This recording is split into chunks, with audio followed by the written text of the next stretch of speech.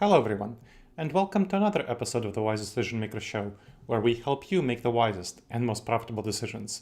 My name is Dr. Gleb Tsipursky. I'm the CEO of Disaster Avoidance Experts, the future of work consultancy that sponsors the Wise Decision Maker Show. And today I want to talk with you about the challenges in remote work layoffs.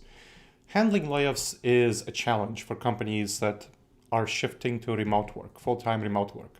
And here is where you really need to think about planning for the whole employee life cycle, including the offboarding part of it.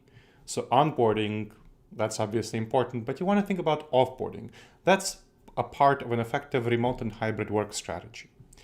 One of the biggest challenges I've seen with clients I've helped figure out a remote work policy for the whole life cycle is impersonal layoffs. And that's something that I really worked with them to mitigate. There's a natural lack of personal interaction in remote work. And of course, if you think about layoffs, they were traditionally done in person. So a person was called into their manager's office. There was a conversation where they were laid off and the manager could be compassionate and support them. That face-to-face conversation was more compassionate than the remote layoffs, which tend to take place over email. And they're seen as cold and insensitive, and they harm employee morale, company culture. There's even a lot of risk of legal action, of negative press. And that happened at Google, Twitter, Amazon, and Meta when they were laying off people in 2022, 2023, the era of the tech layoffs. And to address that, you want to handle remote work layoffs not in that manner, that it's impersonal manner. You want to have a meeting, one-on-one meeting between a manager and an employee, where you tell them on a video conference call that they're getting laid off. You have a conversation, you tell them about how you'll be supporting them in their transition, in their offboarding process. You want to be empathetic. You don't want to do email layoffs. So that lack of personal care and empathy are not going to be as much of an issue for smaller companies. They won't get as much negative press. Of course, they'll still have the hit to employee morale and culture, but I'd have seen them even in organizations that are small, that are medium-sized, that have some egregiousness to them. For example, PagerDuty CEO Jennifer Tejada, she quoted Dr. Martin Luther King Jr. in a layoff email. That's not great. That showed a lack of serious lack of care and empathy, and that got a lot of negative press. Now, another challenge, that's one challenge, that impersonal, the danger of lack of empathy, care, concern, and the consequence, PR and legal as a result. Another challenge is equipment retrieval. Remote work, of course, has staff using company-owned equipment in their home, and retrieving equipment during layoffs can be challenging, time-consuming, costly, and you need to make sure that there's a clear process for how to return equipment. So clear policies and procedures in place to have the process be as smooth and efficient as possible.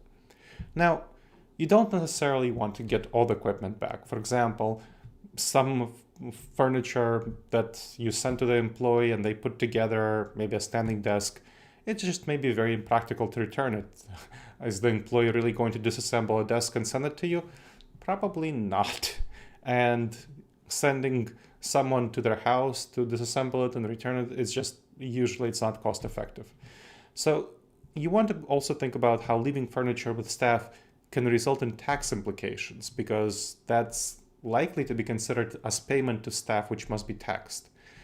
And solution that my clients are working with and that have been effective is that HR which should tell the laid off staff to donate the equipment and furniture, whatever you're leaving with them, to charity, which means it won't end up on the employee's W-2 form or whatever other tax form that they're using, because it's a donation. Now, whether they donated it, whether they didn't, who knows, right? But at least it's off your hands as the employer. Okay, third challenge, legal requirements. What you want to recognize is that different jurisdictions have different legal requirements, and the laws can be complex to navigate, especially for companies that have employees in multiple countries, multiple states as well as countries, but especially multiple countries. So you need to really be aware of what's going on in each jurisdiction to make sure to be compliant with things like notice periods, severance packages, and benefits. And this is going to be depends on the country. For example, France has more stricter redundancy requirements than the United States, and some states in the US have more strict redundancy requirements than others, at will states versus not. And so you want to know the laws that are going to be applicable for various companies, because you can get fines, legal action, reputational damage.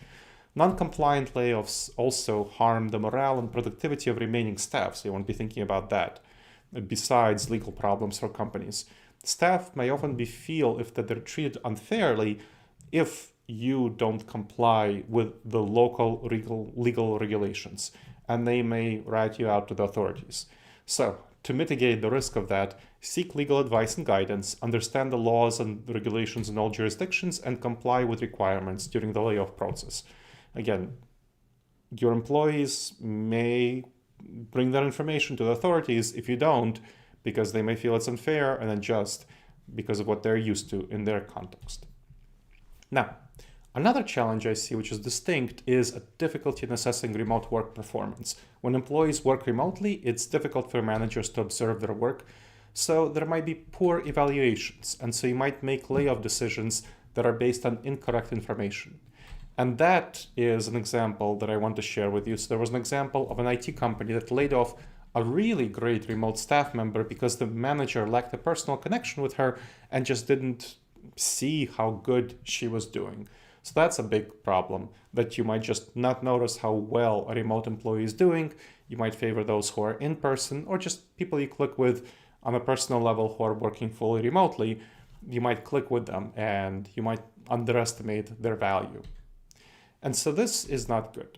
Another example I want to share with you is a financial services company that laid off several staff critical to the success of a project because it didn't evaluate the performance aspect of what would happen with that layoff. It was making a broader series of layoffs, and if it was happening in the office, they likely would have caught that, oh, there's an important project which these staff are working on. In a remote setting, they didn't catch this, and that led to a number of delays, increased costs, and loss of credibility for the company. So you want to track that as well. Where are the different staff working? Because there are several staff, again, who are not from the same team, but from different teams who are collaborating on an inter-team project who just happened to be laid off. So that wasn't great. And there can be some cognitive biases you want to be aware of. So cognitive biases are the dangerous judgments we make because of how our minds are wired. And they play a significant role in assessment errors of employees.